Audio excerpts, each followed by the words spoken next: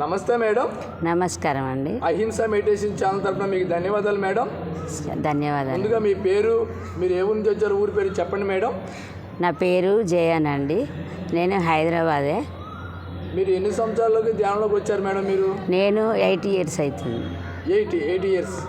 మీరు ధ్యానం ముందు జీవితం, ధ్యానం తర్వాత జీవితం, అహింస మెడిటేషన్ ప్రేక్షకులకు చెప్పండి మేడం. ధ్యానం కన్నా ముందు వేరేలాగుండేది.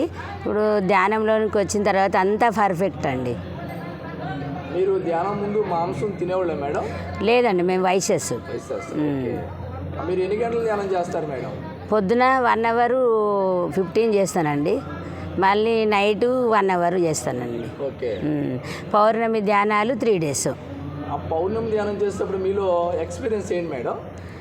ఎక్స్పీరియన్స్ అంటే నాకు కొంచెము అన్నీ మంచిగా అనిపిస్తున్నాయండి.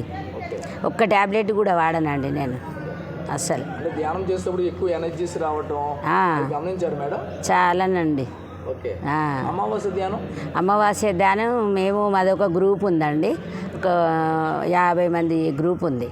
కానీ అందులో కొంతమంది వస్తారు, కొంతమంది రారు. కానీ ఈ అమావాస్య ధ్యానం ఒక్కొక్కరింట్లో పెట్టుకుంటూ ఉంటాము. ఇక 3 days పౌర్ణమి ధ్యానం కూడా ఒక్కొక్కరింట్లో పెట్టుకుంటాము. మాది కేహెచ్బి కాలనీ, హెచ్ఎంటి కాలనీ. అప్పుడు మేము ఏంటంటే అందరం గ్రూప్ ఉన్నాం కాబట్టి అందరింట్లో పెట్టుకుంటాము. అదొక ఫెస్టివల్ లాగా మాకు చాలా సంతోషం ఉందండి. పిరమిడ్కి వెళ్ళి ధ్యానం చేస్తారా మేడం? పిరమిడ్కి వెళ్తాము. మేము అనుభవాలు కూడా గ్రూప్ ఉన్నప్పుడు అనుభవాలు చెప్పుకుంటాము, అన్నీ చెప్పుకుంటామండి. పిరమిడ్లో ధ్యానం చేసేటప్పుడు మీరు ఎక్స్పీరియన్స్ ఏంటి మేడం?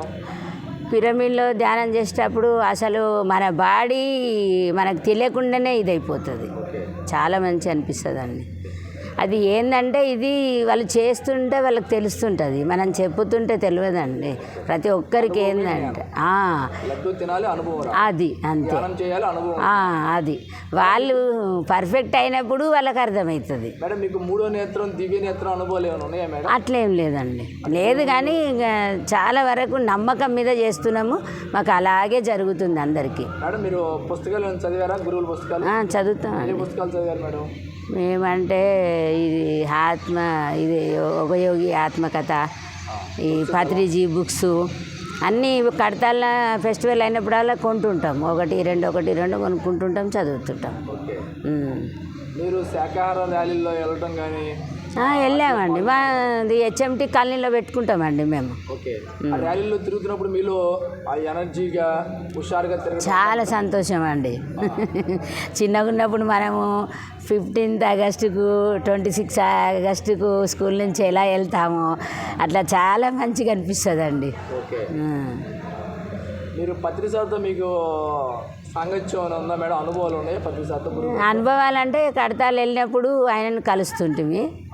ఇంకా అంతేగాని అంత పబ్లిక్లో మనం ఒక్కరమే కాదు కదా, ఎంతోమంది జనాలకు మనం కూడా ఛాన్స్ ఇవ్వాలి కదా.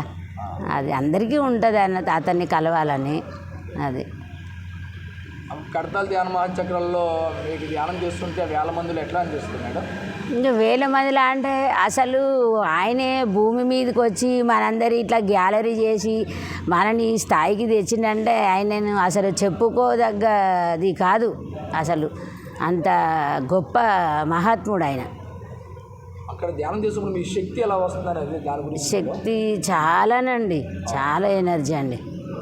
మేము 5 గంటలకు బస్సు మాట్లాడుకుంటాము, వెళ్ళిపోతాము అందరము. ఇక చేస్తాము అక్కడ. ఇక వెహికల్స్ ఉన్న వాళ్ళు పోతూ ఉంటారు, చేస్తూ ఉంటారు, వస్తూ ఉంటారు. మీరు శాకాహార ర్యాలీలో ఇంకా భవిష్యత్తులో పాల్గొంటారా? శాకాహార భూలోకం కోసం మేడం పాల్గొనుడే. అది మన లైఫ్ ఉన్నంత వరకు మనం చెయ్యాల్సిందే. ఇది విన్నారా? భగవద్గీత చదివారా మేడం మీరు?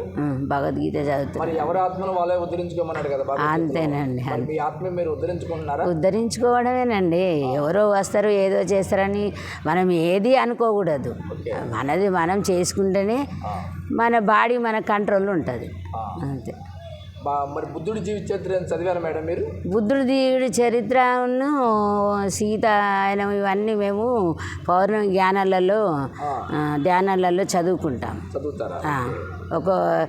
అంటే ఒక్కొక్క రోజు 3 రోజులు ఉంటుంది కదా, 3 రోజులు చదువుతాం. వాళ్ళు చదువుతుంటే వింటూ ఉంటాం, ఎవరికి ఛాన్స్ వస్తే వాళ్ళని చదువుతూ ఉంటాము. బుద్ధుంది కూడా బుక్. మరి షిరిడి సాయినాథ్ జీవిత చరిత్రను చదివారు మేడం? షిరిడి సాయినాథ్ అంటే చేస్తాను కానీ అంత ఇది లేదు నాకు. బాబా గారు ధ్యానమే చేశారు కదా, ధ్యానం అని. ఆంజనేయ స్వామి గురించి ఏమైనా తెలుసా మేడం మీకు? ఆంజనేయ స్వామి గురించి అంటే ఆయన కూడా ఇట్లనే ధ్యానం చేసి అన్నీ తెచ్చుకున్నాడు కదా. అదే ఉన్నారు కదా, 2 సంవత్సరాలకి ధ్యానం చేశారు కదా, తల్లి ధ్యానం నేర్పింది కదా. అంజలిదేవి ధ్యానం నేర్పింది, ఆయన కూడా అలాగే. మళ్ళీ పరమేశ్వరుడు శివుడు కూడా అలాగే. ప్రతి ఒక్కటి దేవుళ్ళు చేసినవే మనం చేయమని చెప్పాడు ఆయన. చేశాడు కదా. అవును, అందరు చేశారండి. ప్రతి ఒక్కటి మనం ఏంటంటే దేవుళ్ళ నుంచి మనం తీసుకొని మనం చెయ్యాలి అని మనం అనుకోవాలి. గాంధీజీ గురించి, మహాత్ముడు, భారతదేశ స్వతంత్రం ఇచ్చిన మహాత్ముడు గురించి మీకు ఏమైనా తెలుసా మేడం? అంటే అంత తెలియదండి. ఇక ఏం చదవలేదు. ఉప్పు సత్యాగ్రహం ఇవి కొన్ని చిన్నవి అప్పుడు చదువుకున్నప్పుడు తెలుసు కానీ ఇక అంత తెలియదండి. ఆయన ఒక యోగే, గాంధీ కూడా ఒక యోగే, ఈయన ఒక యోగే. వీళ్ళందరూ ఏంటంటే భూమి దిగి రావడము, మనందరినీ డెవలప్ చేయడము, మనకి జ్ఞానోదయం ఇవ్వడము. అది పుచ్చుకున్న వాళ్ళందరికీ జ్ఞానోదయం వస్తుంది, పుచ్చుకున్న వాళ్ళందరికీ రాదు. అది వాళ్ళు వచ్చే టైంలో వాళ్ళు వస్తారు అంతే. మీ ఫ్యామిలీ అందరూ శాకాహార కుటుంబమేనా మేడం? ఫ్యామిలీ అందరూ శాకాహార కుటుంబము. మా వారు నేను ఇద్దరం మెడిటేషన్ చేస్తాము. నేను కూర్చున్న తర్వాత ఆయనకు కూడా అసలు నేను పిలువలే ఏం లే కానీ ఆయననే వచ్చేసాడు ఇక ధ్యానంలోకి. చాలా బాగుంది అసలు. ఒక ట్యాబ్లెట్ కూడా వేసుకోవడానికి, అంతకుముందు వేసుకునే వాళ్ళు ఇప్పుడు ఒక ట్యాబ్లెట్ కూడా వేసుకోవడానికి. మీ బంధువులందరూ చెప్పారా మేడం ధ్యానం గురించి? చెప్పానండి. మా తోటికోడలు చేస్తుంది, మా ఆడపడుచు చేస్తుంది, మా వారు చేస్తారు, నేను చేస్తాను. అమ్మవారి గుడి దగ్గర జంతు బలు ఇస్తున్నారు మేడం, వాటి గురించి మీకు ఏమైనా తెలుసా? అహింస పరమో ధర్మ గురించి కరెక్టేనండి, మనము చెప్తామండి. అవి కూడా భూమి మీదకి ఒక జన్మ తీసుకొనే వచ్చినాయి. కానీ ఈ జనాలు ఏంటంటే వాళ్ళు ఇడవరు కదా, వాళ్ళు ఇడిచే టైం వచ్చినప్పుడు ఇడుస్తారు. కానీ వాళ్ళు మనం ఎంత చెప్తాము చేస్తాం కానీ వాళ్ళు మారాలంటే కొంచెం టైం పడుతుంది అంతే. అంటే జంతువులు చంపడం న్యాయం అంటారా? న్యాయం కాదండి, అది ఎందుకు న్యాయం అండి? అసలు లేదండి. వీళ్ళు ఏంటంటే వీళ్ళ లోపల ఉన్న అవన్నీ బలి కావాలని చెప్పారు, కానీ వీళ్ళు ఏంటంటే మూర్ఖులాగా అవే బలి తీసుకొని తింటున్నారు. అదే వాళ్ళు కూడా మూర్ఖులాగా తయారైపోతారు. అదే మనకున్నంత సహనం ఓపిక వాళ్ళకు ఉండదు, ఆ తినేటి వాళ్ళకు ఉండదు. అదే మరి పూర్వజన్మ చేసిన పాపాలు రోగాలుగా వస్తాయి. మాంసాహారమే పాపాలు రోగాలు అంటారు. అంతే. తింటం ఎందుకు, రోగాలు పొందించుకోవడం ఎందుకు మేడం? అంతేనండి. మనము ఎప్పుడైతే తల్లి గర్భంలో మాయలో ఉన్నప్పుడు మనకు గత అన్నీ గుర్తుంటాయి.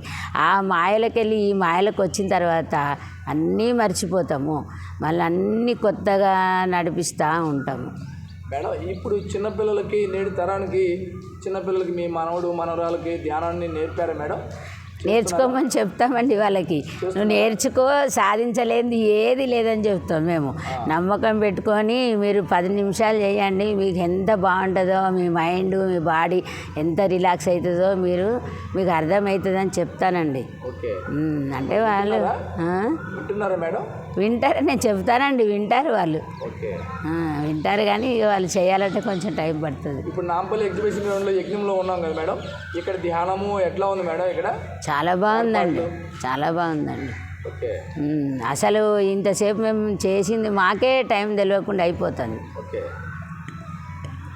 చాలా బాగుంది మేడం మీ అనుభవాలు. అహింస మెడిటేషన్ ప్రేక్షకులకి చక్కటి జ్ఞానాన్ని ఇచ్చేందుకు మీకు ధన్యవాదాలు మేడం. చాలా అండి, మాలాగా అందరూ రావాలని నా కోరికనండి. గాంధీజీ ఛానల్ శాకాహార భూలోకం కోసం బ్రహ్మర్షి పత్రిజీ బంగారు కళ శాకాహార భూలోకం, గాంధీజీ బంగారు కళ శాకాహార భూలోకం, సమస్త గురువులు బంగారు కళ శాకాహార భూలోకం.